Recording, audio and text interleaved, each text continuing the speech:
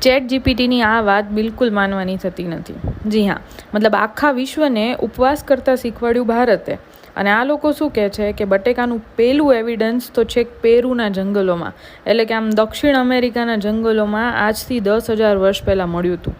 છેક 16મી સદીમાં પેલા સ્પેનિશ શોધખોરો હશે ગયા હશે અમેરિકા, પછી ત્યાંથી બટેકાને લઈ ગયા એ લોકો યુરોપ, અને યુરોપથી 1620માં પોર્ટુગીઝો લઈ આવ્યા આને ભારત.